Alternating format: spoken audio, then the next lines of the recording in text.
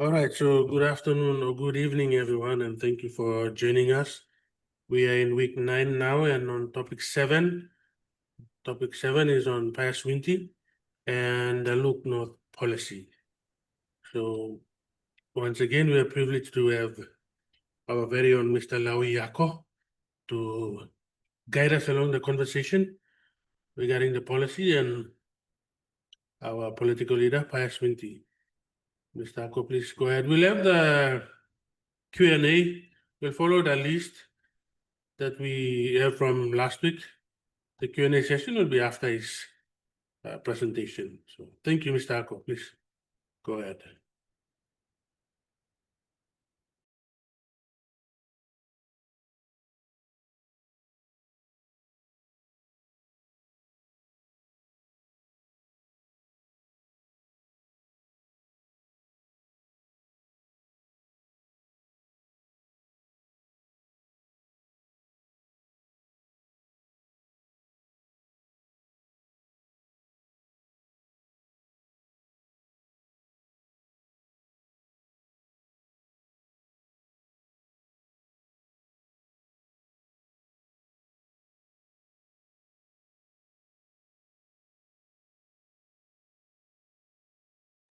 Mr. Ako, you're on mute.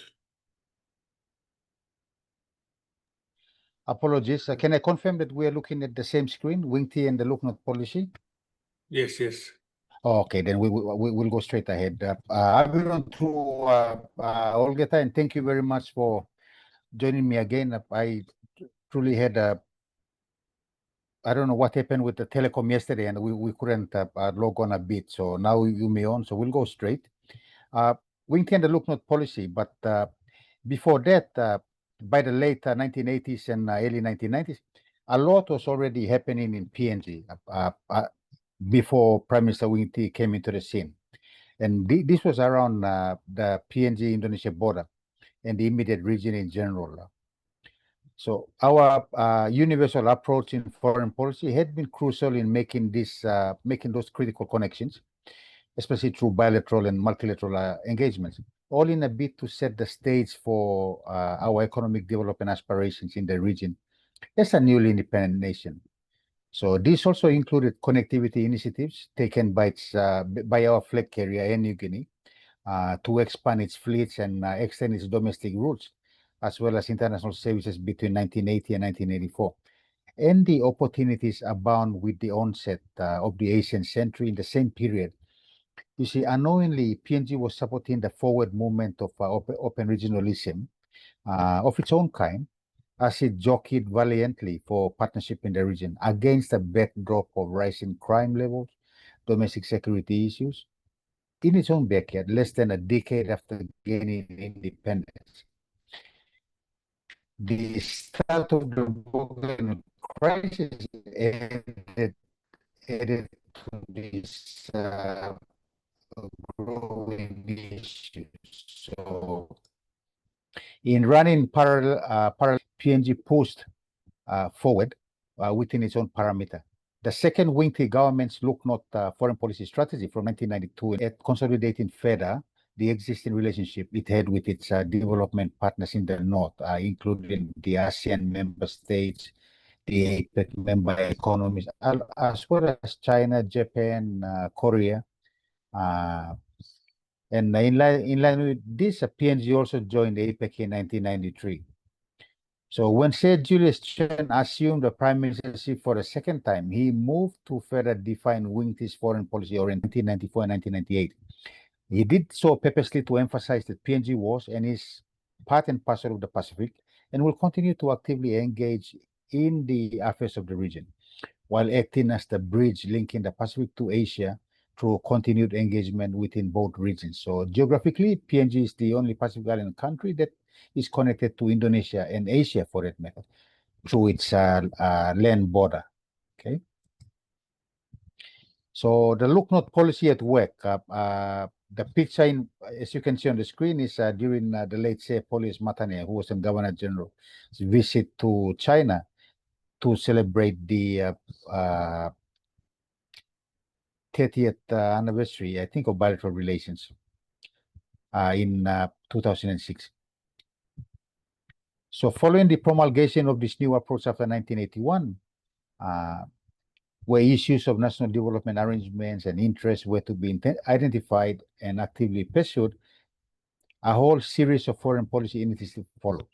So this can be categorized into the following eras. So the period 1980 to 1985 can be seen as a period in which PNG consolidated its existing relations with key neighboring and historically important countries and important multilateral organizations.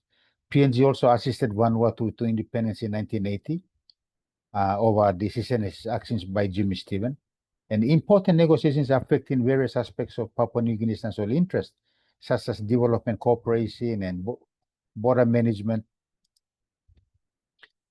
arrangements, were also undertaken with our closest neighbors, Australia and Indonesia, and other Melanesian countries during this period. In 1985, the third Prime Minister of Papua New Guinea, Mr. Pius Wingti, building on from the policy configurations cascading from the selective engagement approach, stated that his government's foreign policy was one of independent commitment to international cooperation.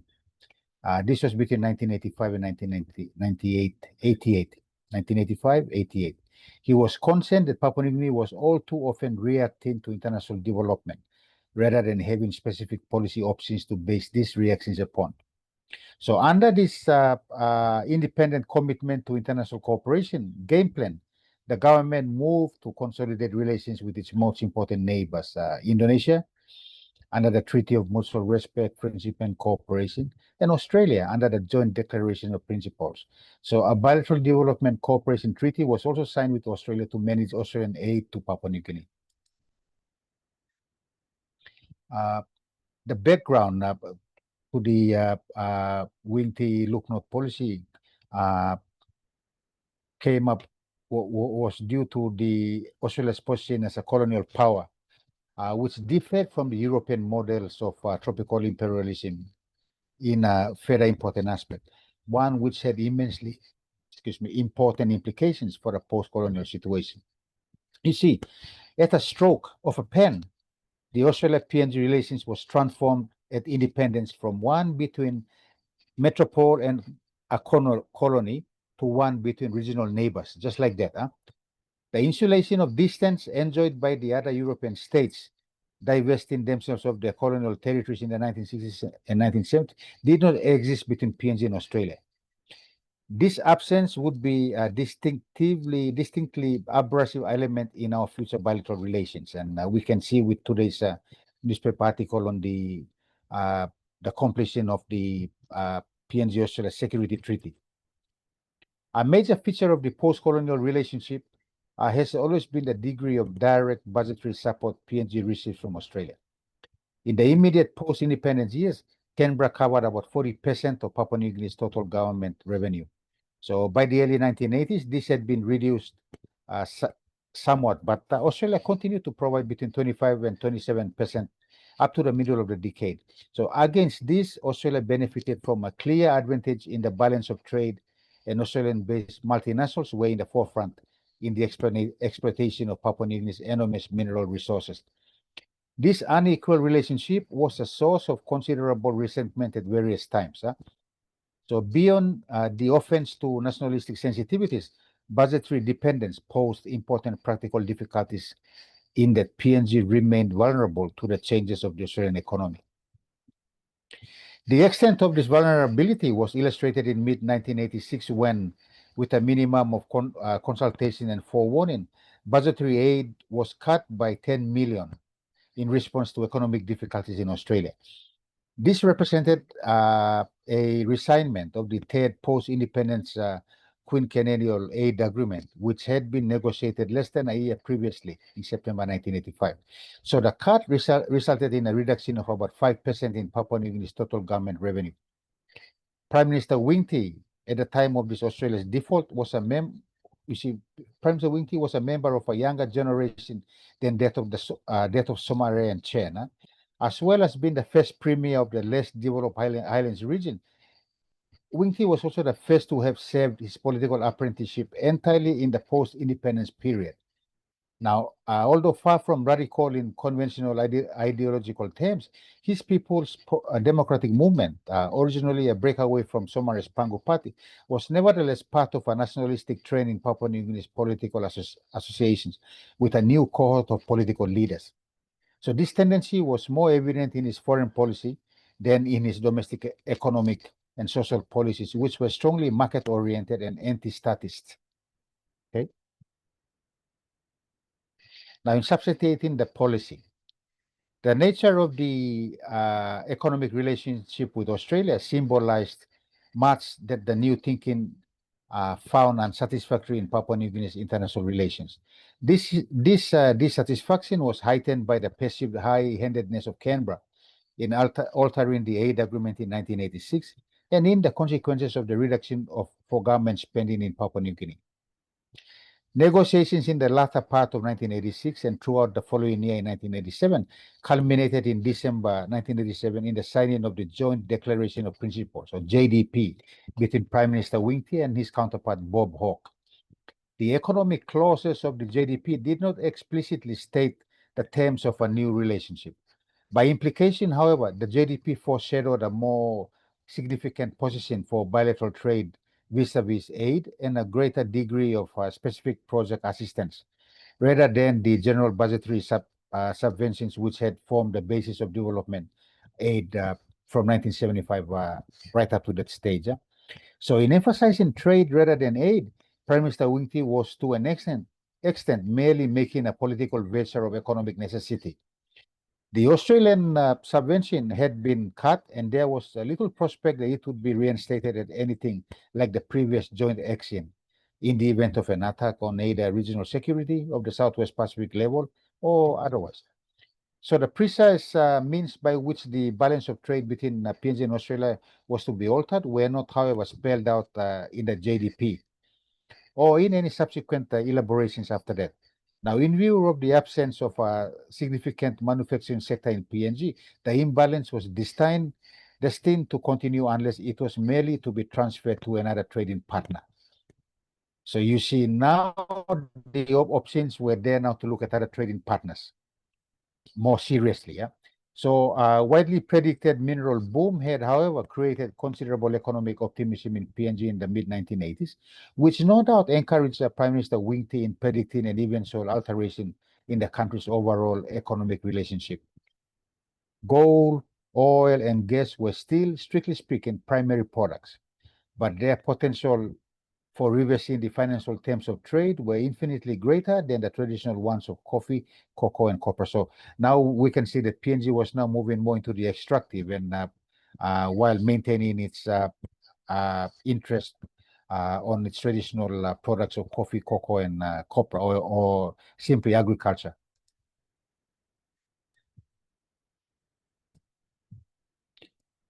Since independence, successive governments in Port Moresby or Papua New Guinea have been deeply concerned about the security of the border with Indonesia, and especially with now the Papua province of Indonesia, and with the danger of embroilment in the continuing separatist campaign there.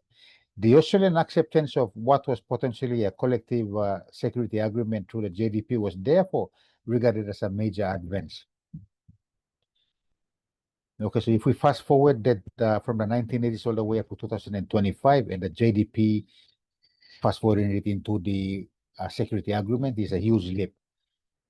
The acceptance of the defense agreement by Australia was attributable to two separate developments in regional international relations. Firstly, PNG-Indonesia bilateral relations had improved markedly, and in the period immediately preceding the signing of the JDP, and the risk of a major conflict between the country was therefore low. Secondly, and crucially, PNG security concerns chimed with new developments in Australia's own strategic thinking.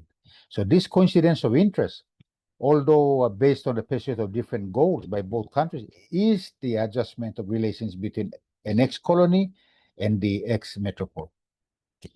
A major review published in 1986, this is the DIB report, DIBB, the DIB report, had heralded a fundamental reordering of Australia's strategic priorities.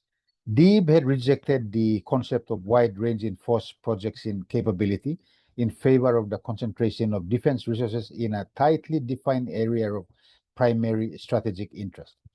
This area was defined in geographical terms, with the Southwest Pacific forming a major part of it. A central component of the new strategy was to be the promotion of a sense of strategic community in the region. The new approach was consolidated in a white paper in 1987 and a series of statements by the Australian Defence Minister at the time, Kim Beazley, in the period prior to the signing of the JDP. So PNG's objective of securing an equal bilateral defence agreement therefore married neatly with Australia's newly acquired consents with the regional security of the Southwest Pacific. This new thinking was not universally accepted in the Labour cabinet of the time. It was reported that the then Foreign Minister Bill Hayden had considerable objections to this agreement, seeing it as a dangerous blank check which could encourage recklessness on the part of PNG in its relationship with Indonesia. The new approach prevailed, however, and was confirmed by Hayden's successor Gareth Evans, who came to office in September 1988. Mr. Evans defined the new Pacific Doctrine as one of constructive commitment. So now we can see that from this we can understand that any foreign policy must also take into account the foreign policies of the neighboring countries or those people whom we have bilateral relations with. So Papua New Guinea in 1988 and 1990, however, placed new and unexpected pressure on the PNG-Australia relationship, which illustrated the continuing difficulty in achieving an effective post-colonial modus vivendi.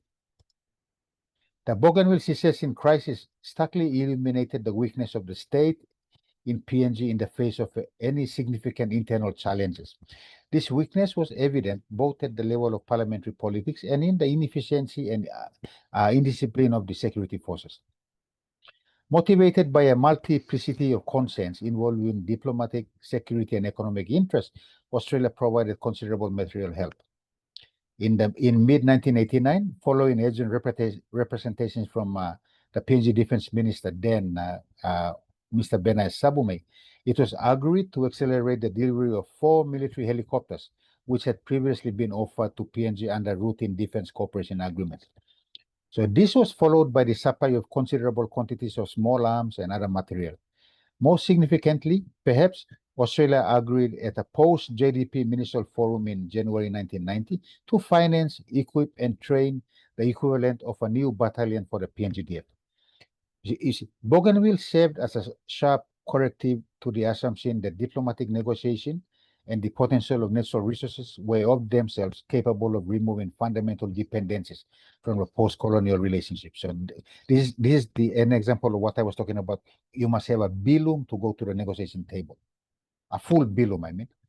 So the long-term consequences of the Bougainville crisis for PNG-Australia relationship remain unclear then.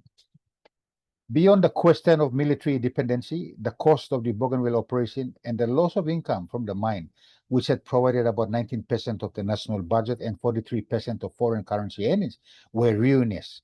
It ruined our national economy. So in January 1990, PNG's currency, which was one of the most buoyant in the third world, was devalued. And following urgent requests, Australia directed budgetary aid was increased by about 20 million Australian dollars, with a similar sum for longer-term military assistance. Hand in hand with the reversion to major aid donation came a heightening of national sensitivities as the frustration of dependence took its inevitable toll. There was no guarantee that Australia's support for the central government or for PNG had added to Australia's long-term credit. Attitudes towards the handling of the crisis were divided among the parliamentarians and even among cabinet itself. The composition of any future government and therefore the disposition of its members towards Australia remain wholly unpredictable. It is not inconceivable that in the swirling logic of parliamentary politics in PNG, Canberra's support for the ultimate and successful military campaign against the secessionists could be to the long-term disadvantage of the relationship. Or certainly, Australia's support for the PNG government disqualified it from a mediating role after the military options had failed. So this responsibility fell to New Zealand, which has continued to in this role even right up to now.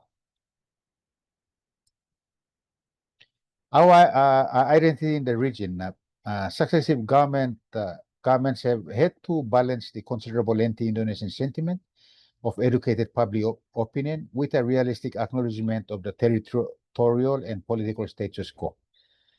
This pragmatic assessment of the situation underlaid the Wingti government's signing at the end of 1986 of a treaty of mutual respect, friendship, and cooperation with Indonesia.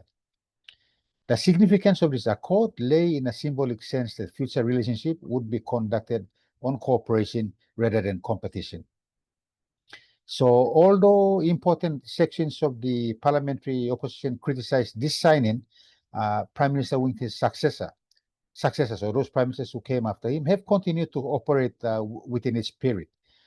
Indonesian interests in PNG have been advanced in the post-treaty period in some remarkable ways. An inquiry in 1987 into the financial affairs of Wingti's foreign minister and leader of the Papuan bloc in parliament, Ted Diro, uncovered 140,000 US dollar contribution to Mr. Diro's election fund from the Indonesian Armed Forces Chief Benny Murdani. So far from suffering a reverse to his political power, however, Diro went on to become Namaliu's deputy prime minister in 1990. General Murdani, it emerged, had also established personal relationship with the commander of the PNGDF, Brigadier General Tony Huay, who, unlike Diro, suffered in consequences. So upset on Indonesia's behalf at the security terms of the joint declaration of principles with Australia, Huay made his objections public and was dismissed following protests from Canberra. The cordiality of the relationship with Indonesia after the mid-1980s was mainly a result of the acceptance of a PNG's understanding for that there was room for initiative, and this was extremely limited. So much more so than in the relationship with Australia. So we had a more flexible relationship with Australia than with Indonesia. So with nothing to be gained otherwise, the concord was preferable to antagonism.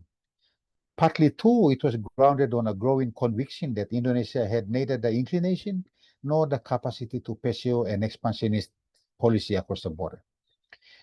Just as the invasion of East Timor and the anti-separatist campaign in Irian had provoked much of Papua New Guinea's original fears, the evident incapacity of the Indonesians to effectively impose their will on these territories ultimately served to allay these fears.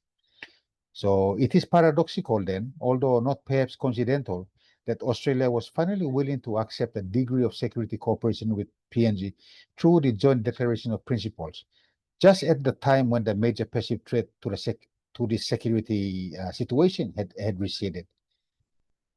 Indonesia's policy towards PNG appeared to be based on the encouragement of a strong central government in Port Moresby as the best means of maintaining stability on the border. The cultivation of important local politicians like Diro was clearly one aspect of this. Another more surprising one, given the mistrust and suspicion that often infected the Indonesia-Australia relationship, was Indonesia's edging of greater Australian involvement as a stabilizing force in Papua New Guinea's internal problems. Okay, so you will remember from our talk last week with regards to Indonesia's discussions with Papua New Guineans to stabilize the domestic situation for fear of spillage. Yeah? So for the Indonesian government, with its chronic dread of territorial fragmentation, you see, the Bougainville crisis in PNG was doubly worrying. And it was to be viewed with conscience as a general source of instability in a larger neighbor. But in its specific form, it was to be feared as an uncomfortably successful-looking separatist rebellion, something which the OPM would catch on and provide more issues across the border. So the ASEAN possibility, now beyond political realism, there was a further less immediate reason for PNG's pursuit of good relations with Jakarta. Indonesia was Papua New Guinea's physical link to the Southeast Asian region, and it was also a leading member of ASEAN. Increasingly in 1986 and 1987, the prospect of ASEAN membership was raised as a feasible objective. Here, the gap between reach and grasp in Wingti's foreign policy was at its most obvious. Always highly exclusive in its approach to membership, ASEAN did not consider PNG to be a regional partner, either economically or culturally. Membership, it was diplomatically made clear, was not a possibility, and the family ASEAN consolation prize of the Treaty of Amity and Cooperation was offered and accepted instead by Papua New Guinea. Now, during the term of the Wingti government, there was a degree of interdepartmental conflict over these issues between the pro-ASEAN office of the Prime Minister and the more cautious Department of Foreign Affairs. In the event, the dispute was academic, having been settled by the ASEAN states themselves. So the one advantage of ASEAN membership to PNG would have been a much higher international profile. ASEAN would have become a major, perhaps the major focus and channel of Papua New Guinea's foreign policy. There is every likelihood that it was this political gain, as much as any putative economic one, that engaged Wingti's interests. Full membership of ASEAN would have represented a decisive reorientation of external relations away from the Australian axis. So while the optimum return would have involved economic as well as political gain, the latter alone would have probably been regarded as sufficient. So this can be a reason why everyone was paying lip service to the APEC membership, while all eyes look towards the elusive prize, full membership of ASEAN. You see, we had priorities misplaced at the time.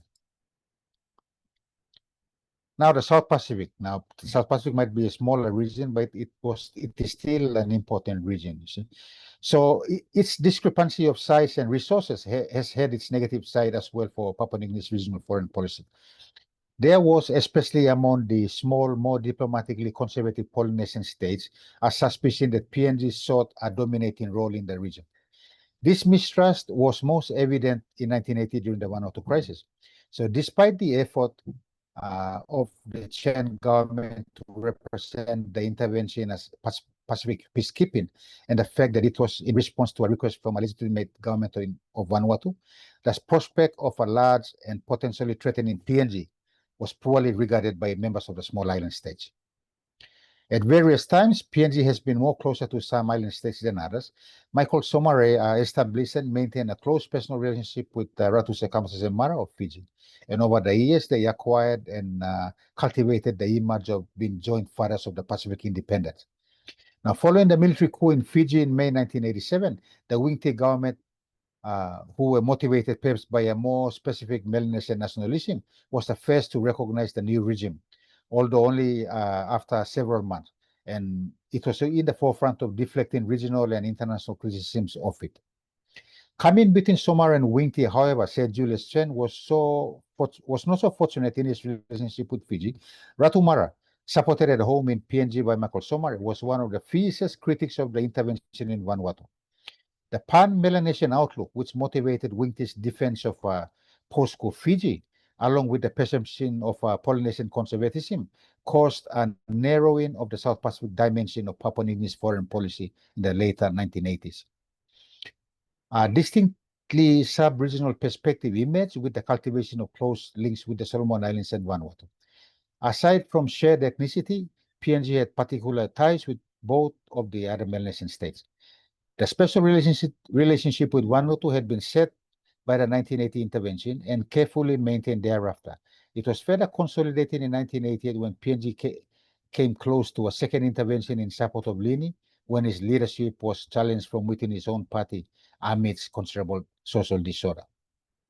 Now, Wingti's pan-Melanesian outlook was not shared by Sir Michael, who, when in opposition, attacked what he saw as an unacceptable exclusiveness. Wingti's enthusiasm for Melanesian sub-regionalism, Sir Michael suggested, was merely a mark of his inexperience in respect of the greater Pacific region. Yet, whether focused on this broader region or on the Melanesian sub-region, the South Pacific was probably the most successful dimension of Papua New Guinea's foreign policy in the 1980s. As a third world region, albeit a relatively well-favored one politically and economically, the South Pacific posed none of the problems of post-colonial adjustments, which tend to make Papua New Guinea's relationship with Australia so fraught all the time. Also, consisting predominantly of microstates, the South Pacific Islands offered at least the possibility of a leadership role, however circumscribed by Polynesian wariness, which the Company of the Tigers of Southeast Asia could not. So for these reasons, it was also a region in which the third-party dimension of Papua New Guinea's foreign policy was particularly important, which is that of intergovernmental organization. The multilateral factor. See, the benefits were already familiar. Similarly, the opportunities available for collective initiatives and joint positions give an authority to the state's international role, which unilateral actions could not command. More practically, membership of international organizations offered a cheap and effective alternative to bilateral diplomacy, the expense of which is usually a major constraint on the external relations of small states. The opportunities provided by international government organization membership for relatively economic access to the governments of countries with substantial capacity to affect our interests is an advantage. And this was seen and acknowledged and welcomed in the 1982 white paper. Sorry. The rejection of the non-aligned movement and the elusiveness of ASEAN membership notwithstanding, multilateralism has been a central feature of the foreign policies of successive governments since independence in Papua New Guinea. But did they understood its intrinsic nature fully? Although this has involved a degree of activism in global organizations in common with other comparable states, it has been the regional level which has been the most significant. The larger forums have been important primarily for the wide mediation of regional issues. The PNG was in the forefront of the moves at the UN in 1986 to have New Caledonia reinscribed on the list of non-self-governing territories. Successive governments in the 1980s expressed their interest in following in Fiji's steps by participating in the UN peacekeeping operations as a means of finding a practical purpose for a professional army in a relatively stable region. PNG has also been prominent in the internal diplomacy of the Commonwealth, although again on regional rather than global issues.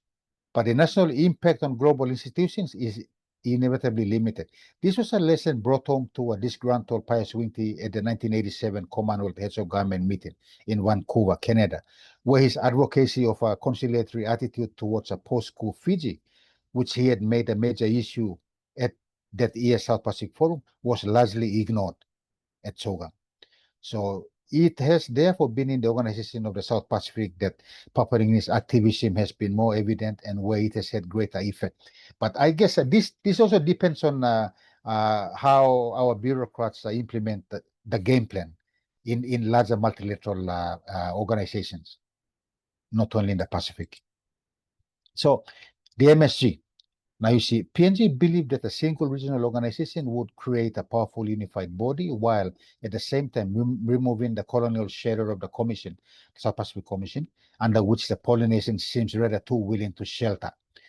Parallel with this view was a sense that the numerically large Polynesian presence in the forum was a drag on its potential, and the Melanesians, smaller in number but generally better resourced and more populous, had a right to their own choice. And if you ever apply for a job at the PIF and get ignored, this is one of the this is basically why. So the establishment of the MSG, I think personally we can thank the PNGDF for this. You see, this cleavage was of long standing, but at a certain juncture it became particularly evident. The crisis surrounding Vanuatu's independence and the PNG intervention in 1980 was one. The problem of New Caledonia between 1986 and 1988 was another. At the time, an initiative on the part of Wingti led to the establishment of a distinct organization, the Melanesian Spearhead Group, which embraced PNG, the Solomon Islands, and Vanuatu. It began in 1986 as an informal caucus, and then after the signing of the Agreed Principles for Cooperation in March 1988, it emerged as a formal intergovernmental organization, restricted to 3 members with no significant influence outside the region and only limited scope for internal integration. The MSG was a far from formidable international institution. It did, however, serve an important function in PNG's overall foreign policy.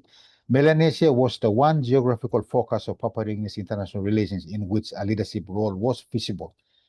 In the broader South Pacific, where the emergence of such an he might have been expected simply by virtue of PNG's size and resource, its assassin was made difficult by inter-ethnic suspicions. The narrowness of the spearhead's ethnic range, however, removed this obstacle, although reducing the significance of the leadership role as well. The return to office of Sir Michael Somare as foreign minister in 1988 did not lead to the demise of the MSG, as some had predicted. His antipathy towards what he saw as the fragmentation of the Pacific regionalism stopped short of a formal withdrawal from the agreed principles. However, he did not exert himself in support of the body, and shorn of much of its raison d'etre by the 1988 Martinian Agreement of New Caledonia, its continued relevance was questioned. So was it worth pursuing the national identity through the MSG? You see, when judged against the range of inabilities at the time of independence, the conduct of foreign policy by successive governments since then appears to have been remarkably effective. Now, despite the obstacles posed by a lack of trained manpower, limited economic resources, and recurring problems on its land border, PNG managed its external relations with evident skill. It was also able to initiate as well as react in its foreign policy to a degree seldom achieved by other states of similar size and experience. This is McQueen 1991, from McQueen 1991, McQueen's observation. Okay.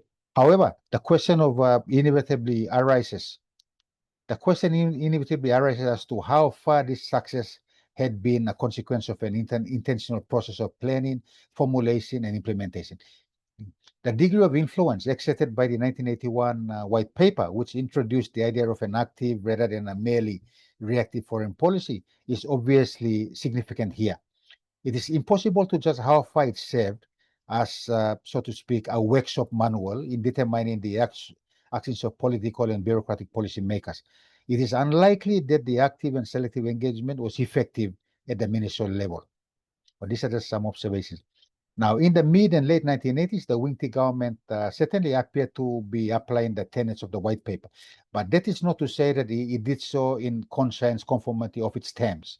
See, it had already been argued that the White Paper was, in one sense, simply an obvious framework for the foreign policy planning of any small state. It is worth recalling, too, that just as Wingti's activism came several years after the White Paper, one of the most activist episodes in PNG's foreign policy was the 1980 intervention in Vanuatu. This predated the 1982 White Paper, you see. So the major initiatives of PNG's foreign policy appear to have been determined by a combination of external circumstances and leadership style, regardless of the existence of formal blueprints.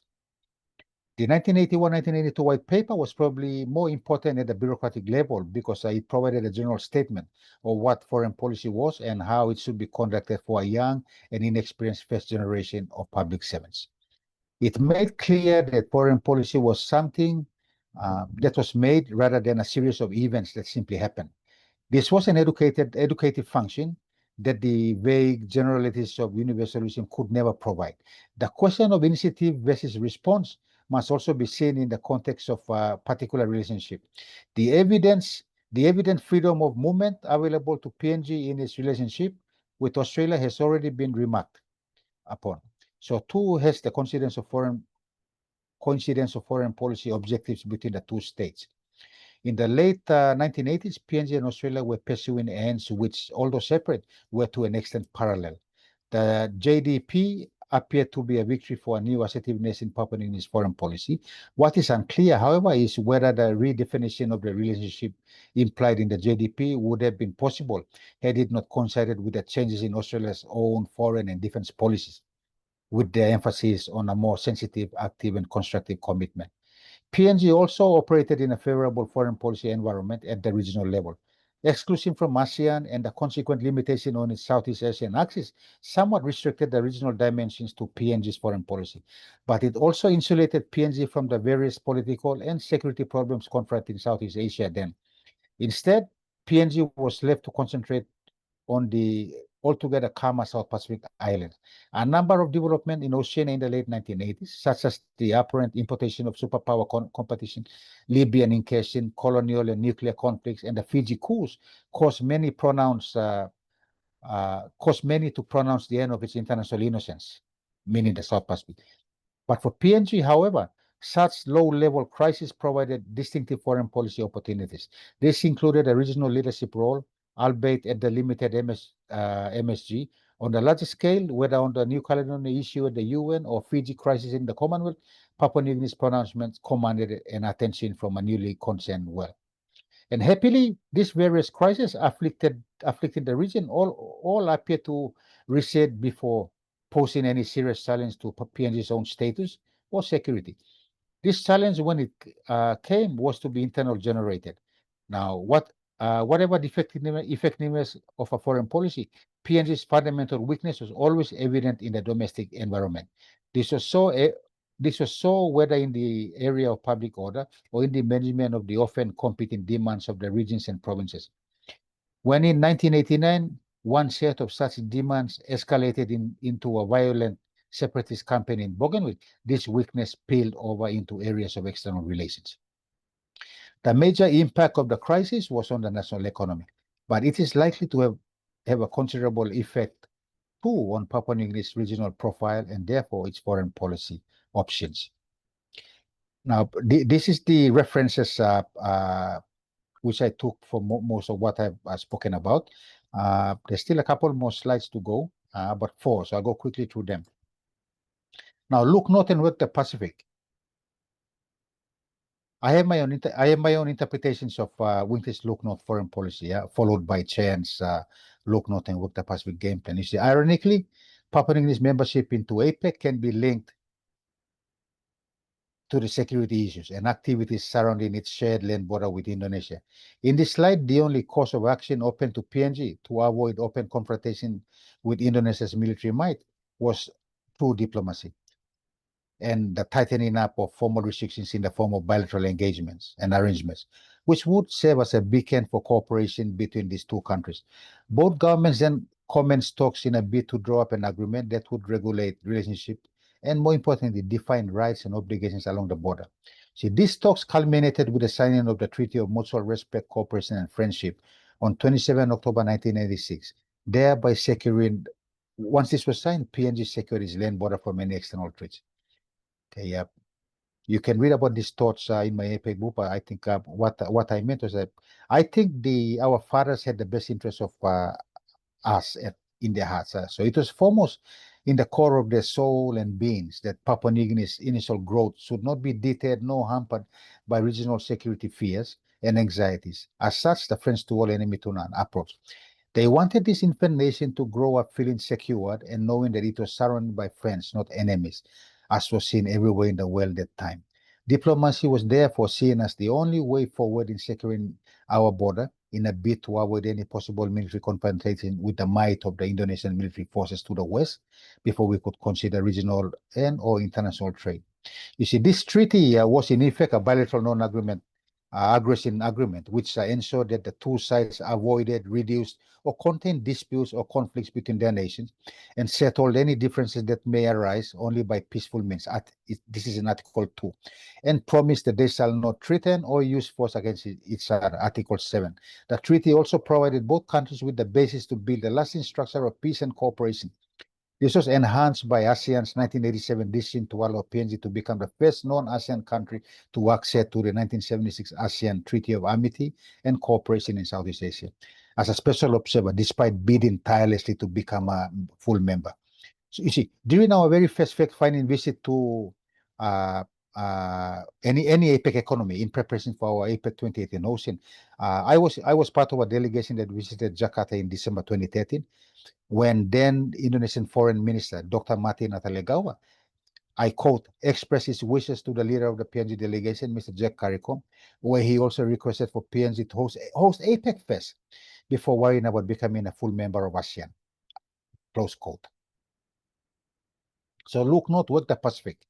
Now, PNG continues to advance its bid to protect its borders by also joining the non-aligned movement NAM or NAM in 1993. The NAM was unofficially seen as the buffer against the onset of the Cold War. Joining it helped portray to the world PNG's status as not formally aligned with or against any major power bloc in support of peace cannot be achieved with separation, but with aspirations towards collective security in global terms and expansion of freedom as well as terminating the domination of one country over another. This is part of the statement in the NAM.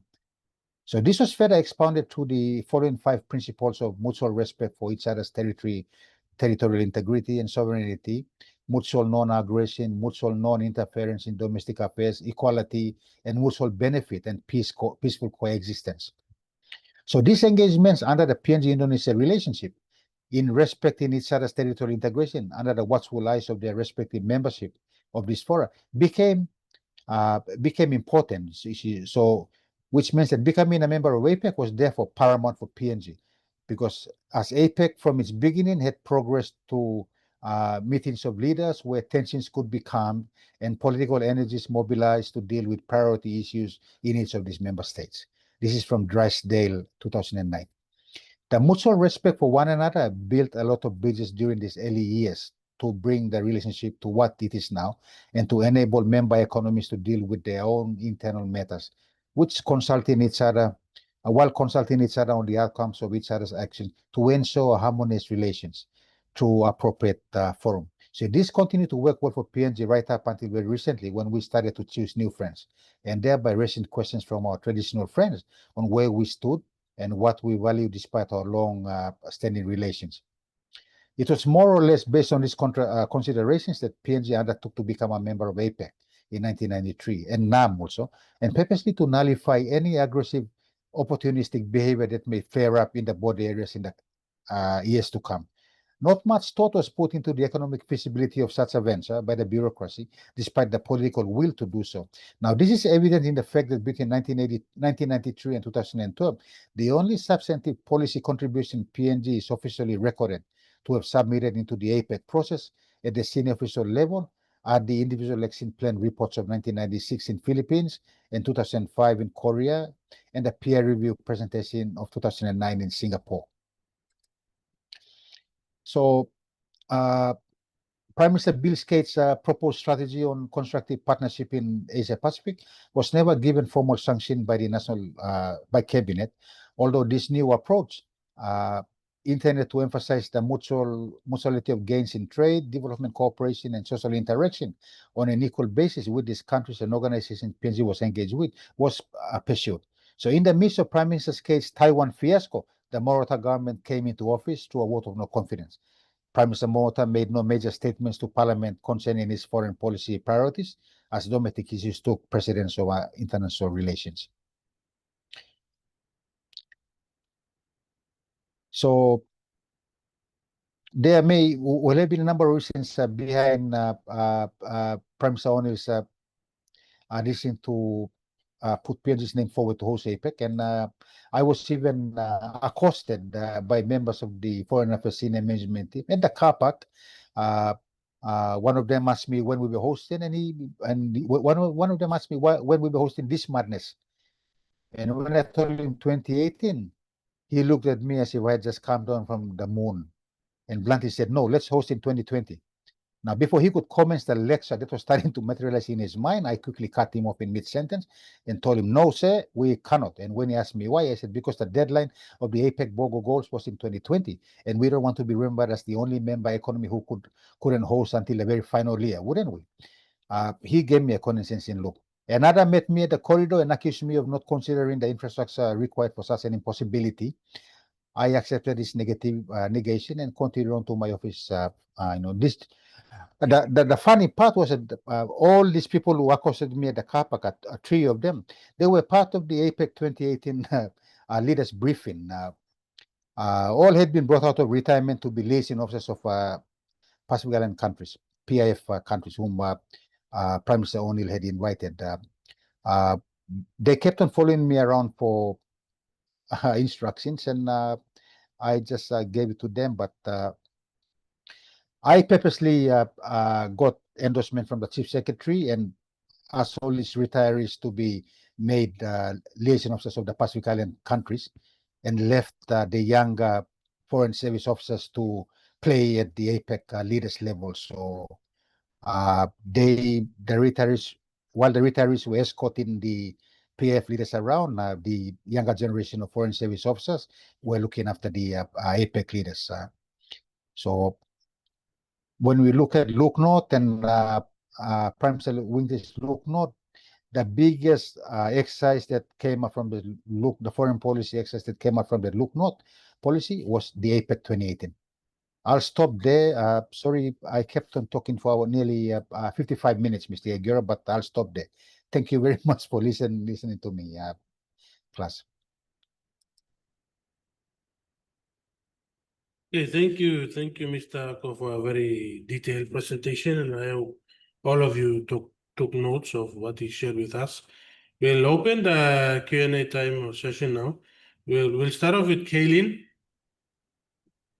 Kaylin, our first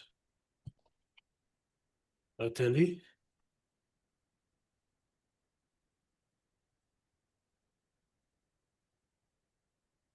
Kaylin, please go ahead with your questions and comments.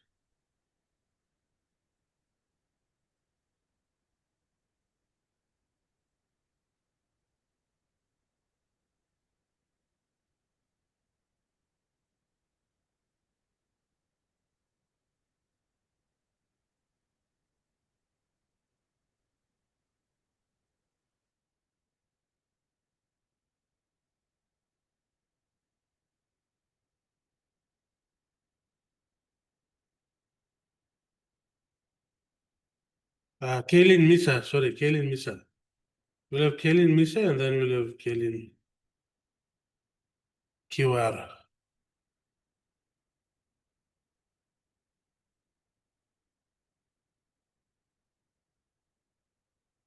Okay, Kaylin is having issues with the microphone. Okay, we'll go ahead with Miss Kiwara.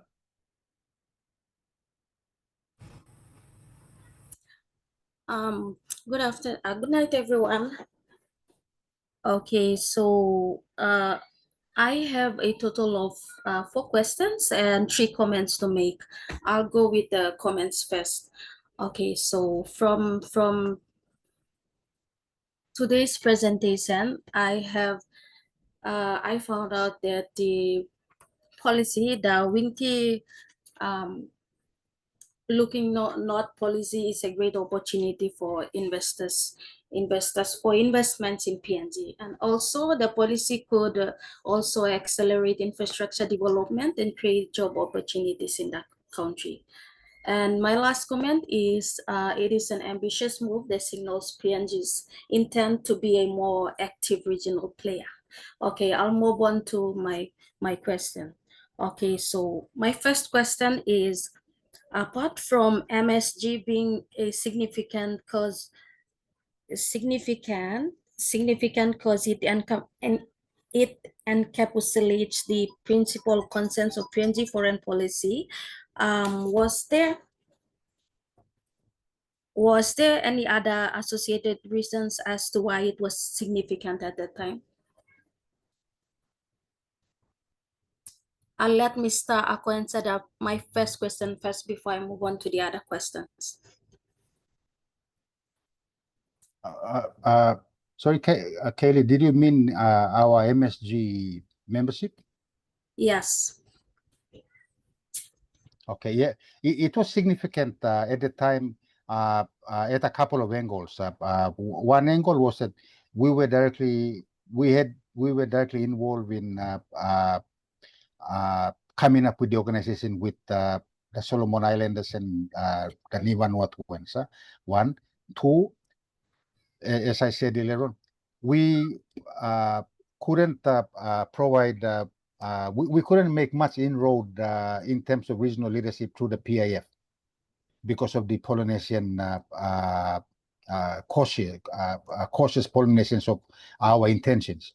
So the formation of the MSC enabled us to have a leading role in a smaller sub-region, but it was a leading role anyway. But the disadvantage was that MSC was not effective when you look at it against the PIF. Okay, so I'll answer it that way. Okay, thank you so much. My second question is, what are some main political risks associated with the policy?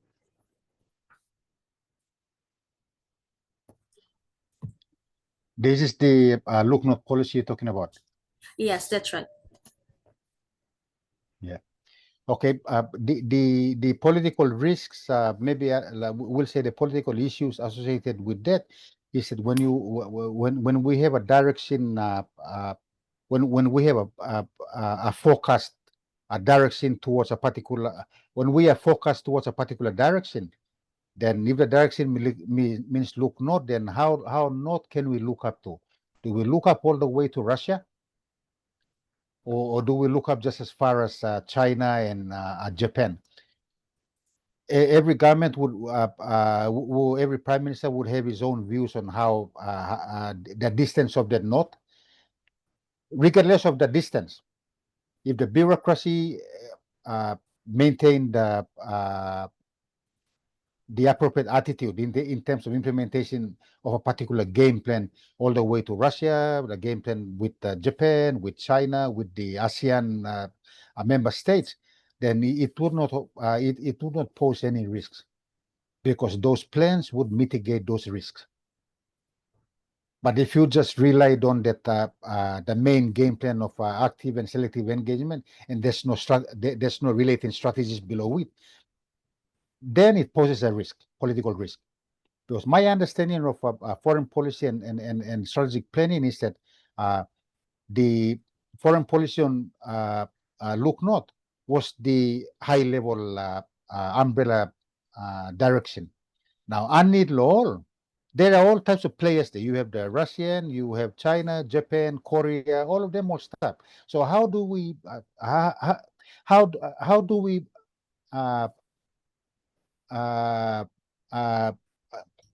relate with them? We can either relate with them bilaterally, or we can relate to them as a grouping. And what grouping would that be? APEC, because all of those nations are part of APEC. So once we relate with them through the APEC grouping, then instead of having 10 different nations, they become one in one group. And then the APEC process works in such a way that it has four senior official meetings a year. It has 20, 30 working group meetings 4 times a year. It has a trade ministers meeting. It has a foreign ministers meeting. It has whatever ministerial meetings the host is doing, and a leaders meeting every year. So instead of going through the hardship of meeting individually with all these people outside of this grouping, our officials and our leaders can just attend any APEC ministerial leaders meeting and meet with them to drive our bilateral agenda forward. You see? So if we did not have those strategies in place, then of course there was political risk involved, because when you join the workforce, you must understand that if you join the workforce as a bureaucrat, you must understand and work blue lo working with work. You know, work the politician lo totok lo direction. How lo achieve the direction? You know, work blue you mean. I mean, work the bureaucrats lo working. So in answer to your question, is there were political risk if there were no strategies involved in coming up with it. And also then you look at the appointment of the heads of missions. It is a normal practice throughout the world that when new governments are formed, the cabinets come up, they appoint their people as heads of missions. That's fine. But if you appoint them strategically, then that's even better. But if you appoint a head of mission just for the sake of appointing, then what is the return on investment for this country? For instance, if you want to appoint an academic head of mission who has an academic background to China, you have to think twice, because China is business. And if you know, if you look at all those heads of missions over there, most of them are business, come from the business community. Now, for the bigger missions, they will appoint political heads of missions, but below them, you'll have the head of commerce, economics counselor, the commercial counselor. All of them are down there who are there to get investments from that huge market for their country. So sending an academic or sending a non-trade background person or investment background person to a place like China does not provide any return on investment. Same would be the same if you send a business person right up to the Commonwealth. he or she will be at the Commonwealth finding it hard to adapt to the Commonwealth things, because Commonwealth then it's political. So those are some of the risks involved in supporting any foreign policy initiative. Thank you, Mr. Tako. Moving on, my third question is, how does look not policy differs from PNG's?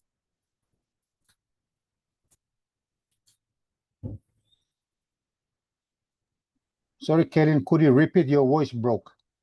Sorry. Okay. How does the look not policy differs from PNG's historical foreign policy implementation? So if you mean it differs from the universalism policy or the active and selective engagement? Active and engagement selection. Okay. I think it only differs by name. Okay. Because what happens is that, again, it depends on how you interpret it. From my point of view, the look not was just adding on to the active and selective engagement. We look not, but we actively select whom we participate with and move forward. So you see, so and it's happening. We don't have any dealings with North Korea. You know, we actively and we select the Republic of Korea, ROC, to have do business with, and not the North. Same thing with Taiwan. We have economic dealings with Taiwan, but not political. Okay, because we've signed that the one China policy with China, where we recognize Taiwan as a province of China. But then the Chinese have also agreed with other countries to utilize, have business arrangement with Taiwan. Kind of.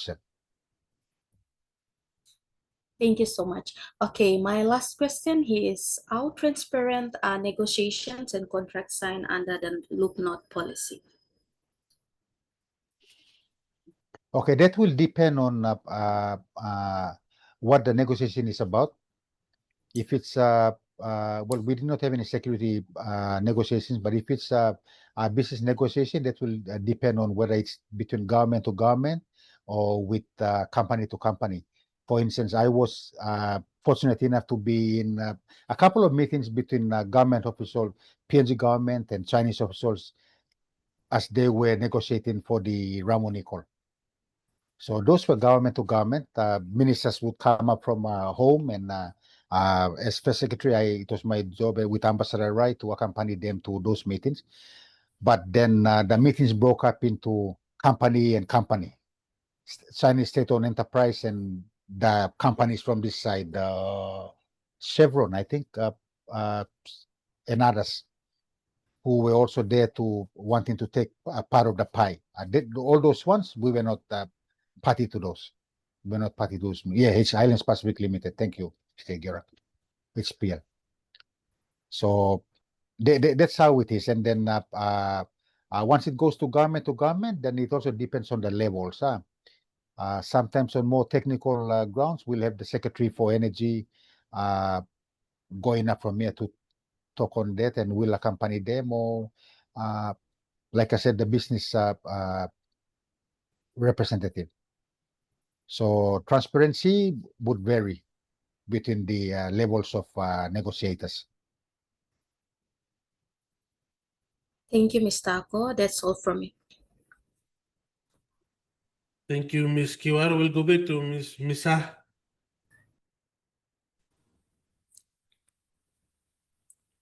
All right, good evening, Mr. Yagira and Mr. Ako. I have two comments from last week Tuesday's lecture and a question, and one comment for tonight's lecture and a question.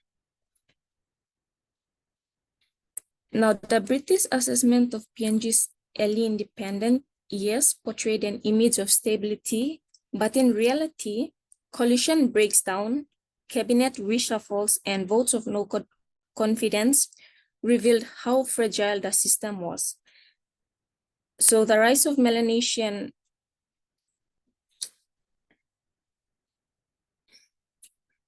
the rise of Melanesian in 1980 underscored how instability was becoming part of PNG's political culture. Despite instability in the country, PNG projected boldness abroad, particularly in pushing for decolonization in the Pacific, where leaders like Se Ebia Olawa took firm stances against French colonialism, even at the risk of straining ties with powerful allies such as Australia and France. Now, my question is, how did political instability in the late 1970s affect PNG's foreign policy?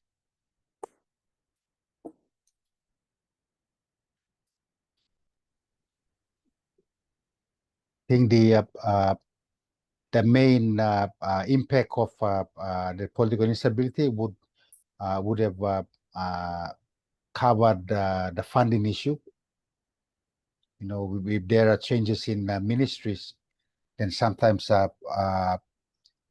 funding are diverted to other priorities, which would mean that there would have been a limited funding in pursuing our foreign policy objectives abroad.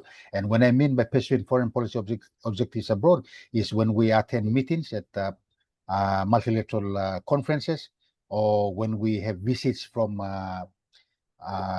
foreign officials here. It was funding because it was funding in hosting them and setting up meeting venues and all those other related costs that covers that. So I would think that would have covered that, and also negotiations during the time.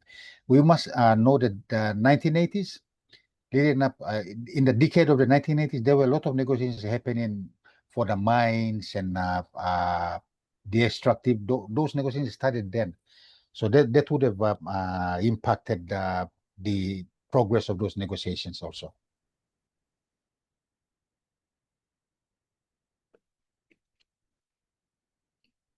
Thank you, Mr. Ako.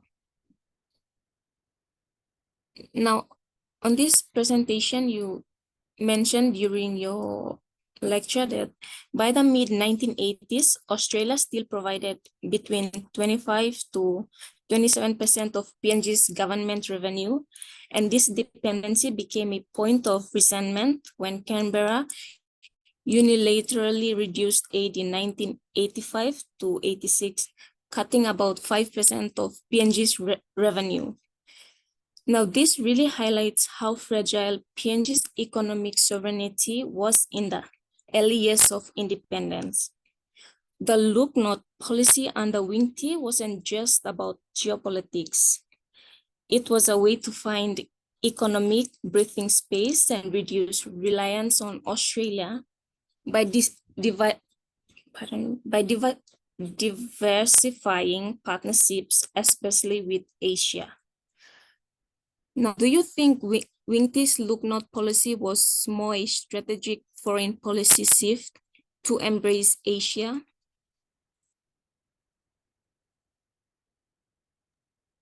Yes, I am in agreement with that, because Wingti was smart.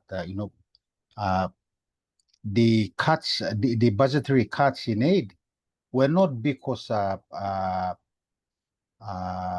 Australia sought money. The cuts in aid resulted from the fact that Australia was realigning its own development agenda, or its international relations agenda, realigning its own international relations agenda. And why I'm saying Wingti was smart was that he noticed that that realignment was done up in the north. So time Wingti looking more him too, and okay, if the realignment is going there, then definitely something must be on out there. So we refocused the PNG international relations in the same direction as well. And then we found it from the Asian Tigers that this was the Asian century, and everything went. And you will remember from one of my earlier lectures that I was saying, no, the Asian century was on, and we were still lost. earlier on.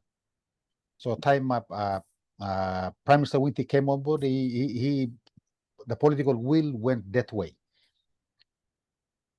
But when you look at the political will that went that way, you will notice that in one of the references I made, you had a pro-ASEAN pushing coming from the PM's office and a cautionary progress in a direction coming from the bureaucrats.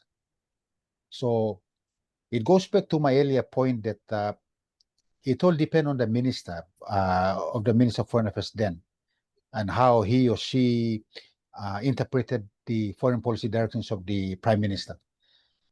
No, when we look at the late Prime Minister Kate coming on board and interpreting that look not as not. So everything went. So he went and did a unilateral arrangement with the Taiwanese. Each and every one of you has to read into that engagement and make up your own mind whether it was in the right spirit or done mainly for commercial reasons. So yeah, I'll answer your question that way. Thank you, Mr. Ko.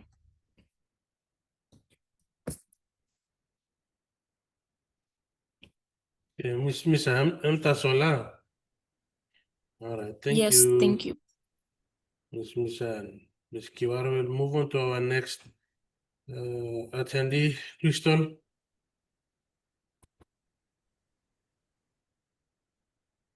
Good night, everyone, and Mr. Ko and Mr. Higuera. Can you hear me? Yes. Okay. Thank you for the lecture on the Lubnot policy, and I have 4 questions and comments to make. I'll start with the comments. Especially, I found the Lubnot policy very interesting because it showed how Papua New Guinea was trying to change its foreign policy by focusing more on Asia instead of just Australia or other Western countries. And it was a bold move made by Prime Minister Wingti at the time because it showed he saw the future importance of countries like China, Japan, and others in the region up north. And I think this was a smart decision, especially since Asia was growing fast at that time. And thank you for explaining how the Lubnot policy was not just about trade, but also about PNG trying to understand stand more independently in the region, and it helped me understand that foreign policy is not only about who gives us aid, but also about who we want to work with and how we see ourselves in the world. And Wingti wanted PNG to have more choice, like international development, and not depend too much on just one partner. So I really appreciate how we made the link background between the historical foreign policy decision and current global politics between our relationship from the past and present bilateral partners. It helped the understanding that policies like Lubnot are not just old ideas, but we can still learn from them today. The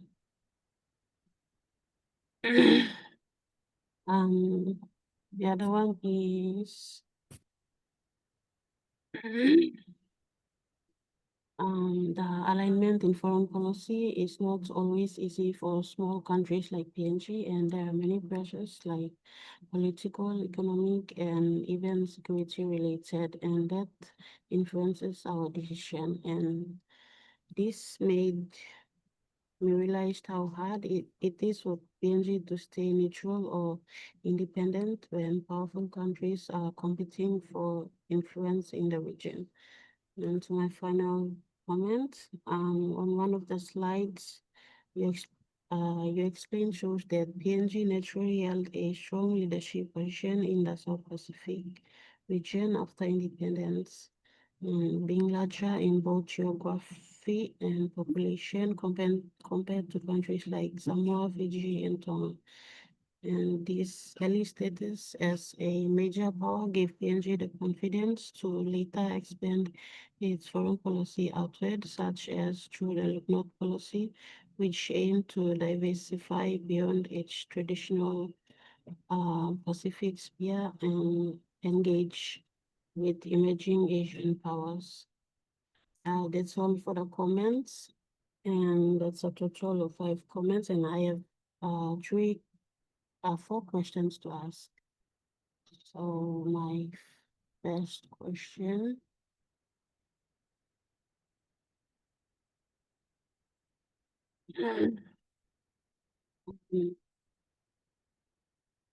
My first question, what geopolitical or economic challenges prompted Wingti to introduce the Look North policy in the late 1980s? To Mr. Ako. Thank you, Crystal. Can I repeat your question and say that it's about what were the What geopolitical or economic challenges prompted Wingti to introduce the Look North policy in the late 1980s? I'll answer your question in the manner that from the 1980s onwards, we started PNG started experiencing social issues as the rural urban migration commenced. People started coming to the cities to look for job and better opportunities and better life, and that caused a lot of social issues, which have now exploded into what we're having today. Domestically, that's domestic. Now, internationally, we had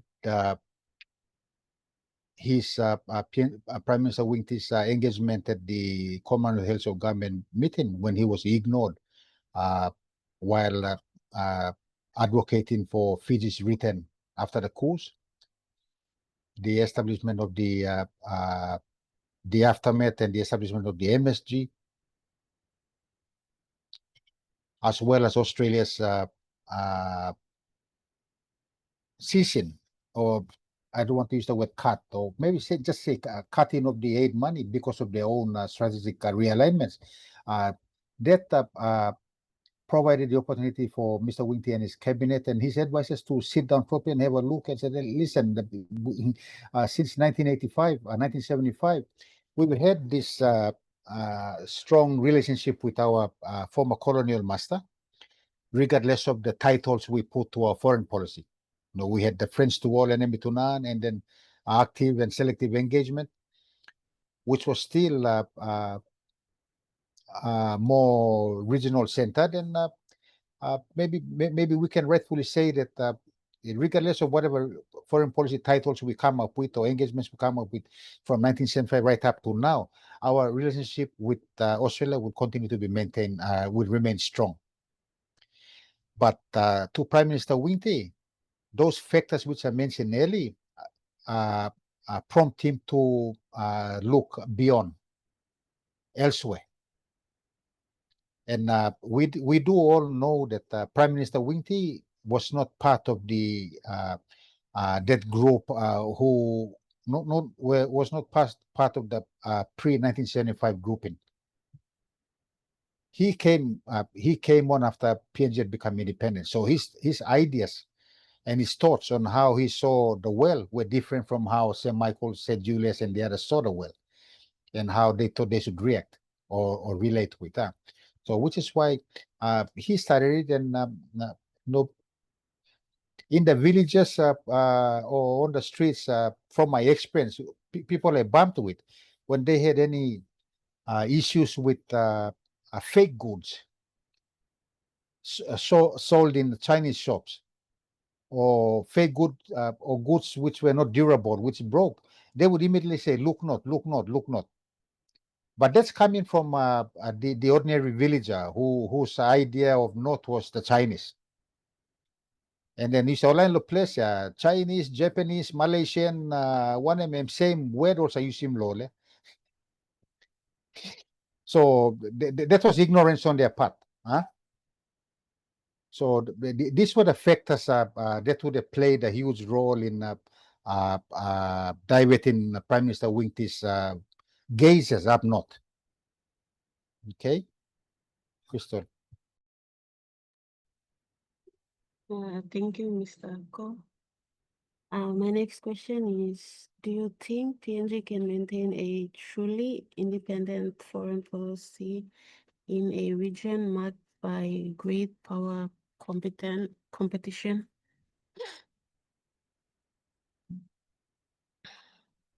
I'll answer it in this way.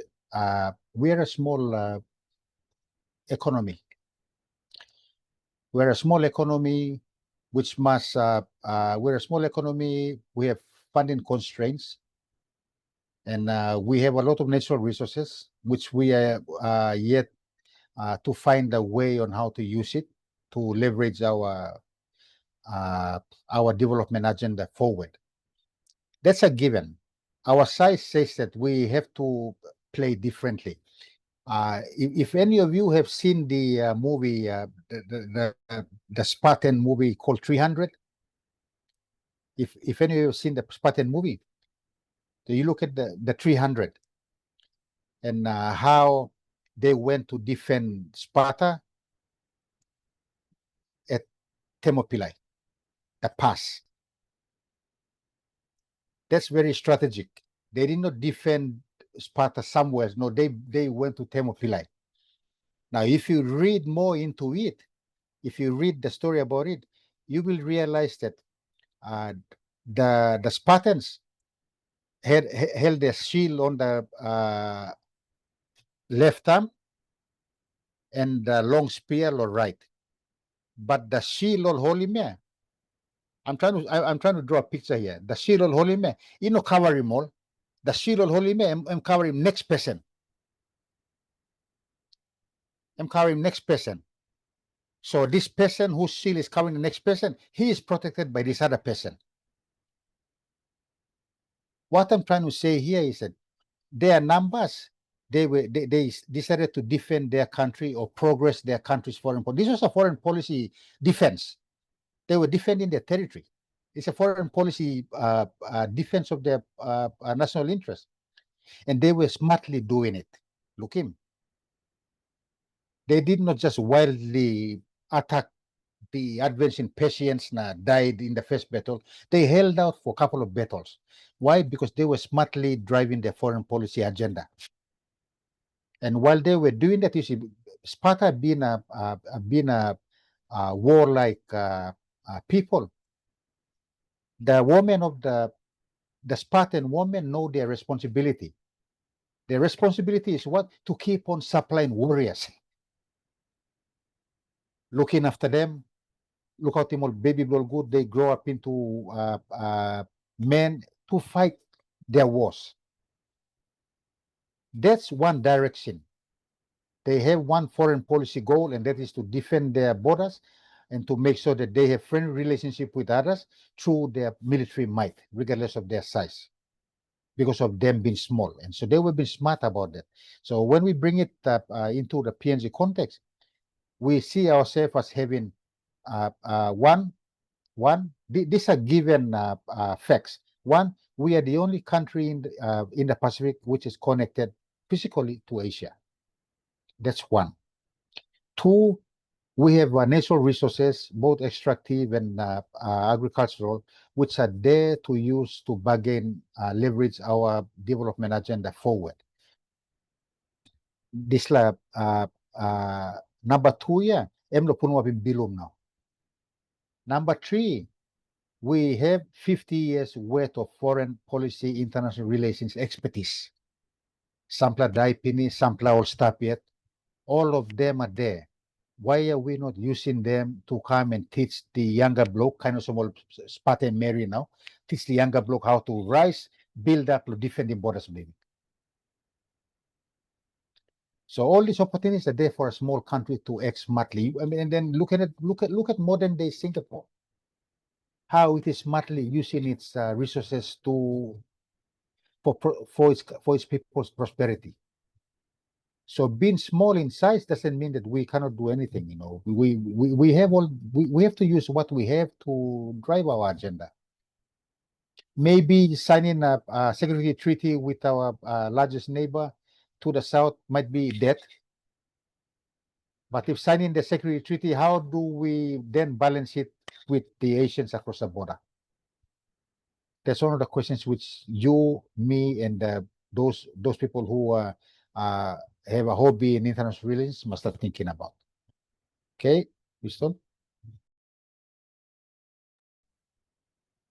Thank you for the interesting answer. My last question, in your opinion, what lessons can current PNG leaders learn from the successes and limitations of the Look North policy?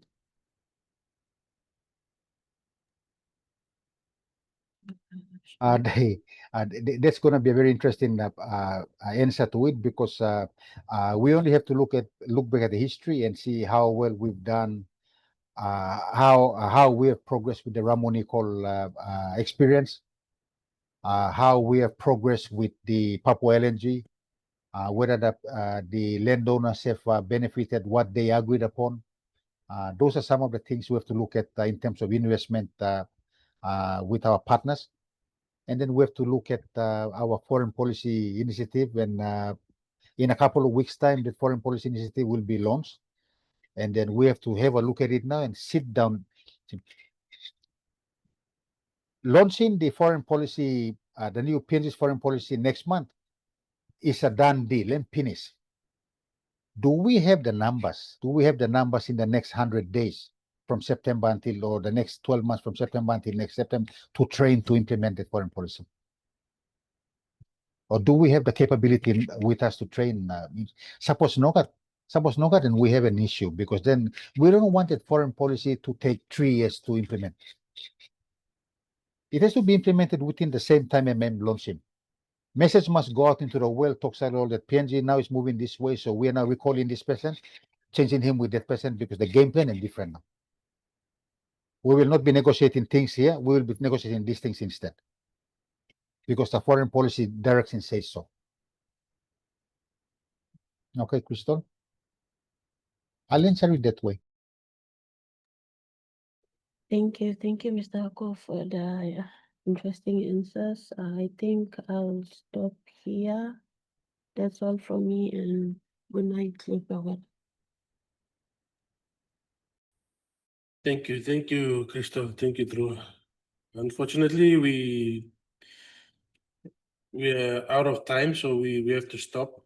We'll stop here, and we'll once again thank Mr. Ako for sharing with us his knowledge, his experience, his insight into foreign policy, foreign relations, and international relations. We also thank our attendees, those who have shared with us comments, Crystal and the 2 Kaylins. Thank you very much for sharing with us your understanding as well. I hope those of you attending today and those who will be viewing the recording will pick up 1 or 2 points that are of interest, and you'll expand your knowledge about international relations. So we'll stop here. We'll continue on with the list next week, Tuesday, when we reconvene, meet again for class. And we'll also announce the timing for a makeup class for Q&A 7. That's foreign policy alignment in bilateral relations. So Mr. Ako and I will talk, and then we'll decide a time and let you all know. Okay. And that's all. Please, thank you to everyone, and you all have a blessed evening, and thank you for making time available to join us. Good night, to Olgeta. All Mr. right. Yeager, bye. Okay.